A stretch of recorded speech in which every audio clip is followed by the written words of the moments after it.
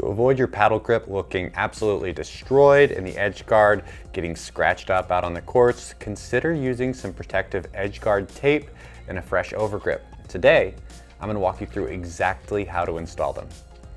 Starting with the edge tape. People have used electrical tape for years to cover up their lead tape or to add some style to the perimeter of their paddle, but it doesn't really do much to protect their edge guard from getting scratched. Fortunately, protective edge tape is available for those paddle draggers in tons of colors and designs so that you can both look good and swing freely without fear of damaging your edge.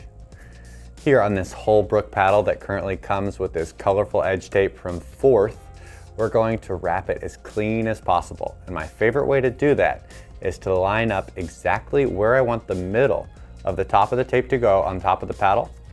And once I have that spot, I'll carefully cut only the backing of the edge tape right there and remove 1/2 of the backing. Starting in the middle of the paddle, I'll carefully line the tape up as centered as possible on the edge guard while keeping a small amount of tension pulling on the tape to keep wrinkles from forming. As I go around the corners, I like to make sure I'm centered and have enough stretch to wrap them clean, and I'll continue around the rest of the edge. Once I get to the base grip, or as far as you want the edge tape to go, just cut it and stick it. Now go back and do the same thing for the other side, just making sure to cut the tape at the same place to be symmetrical, and you're set to go with your new edge tape.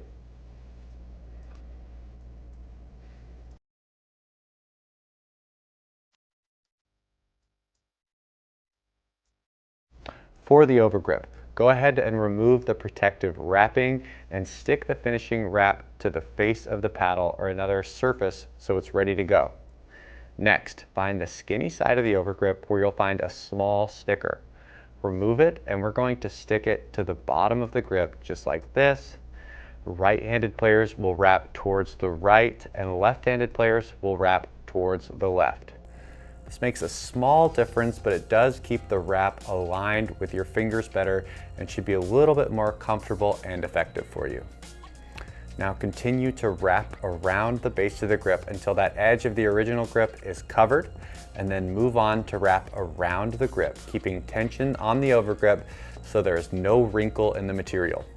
There only needs to be about 1/8 of overlap between your wraps, but you can go more if you want to build up the thickness of the grip. Continue all the way up the grip until you get to the top of the original grip. If you use a two-handed backhand and grip the paddle above the original grip, I'd recommend wrapping a little higher to give you the best connection to the paddle as much as possible. When you get to the top, the cleanest way to finish the wrap is to unwrap one rotation and cut a diagonal line with scissors to taper the wrap around the top.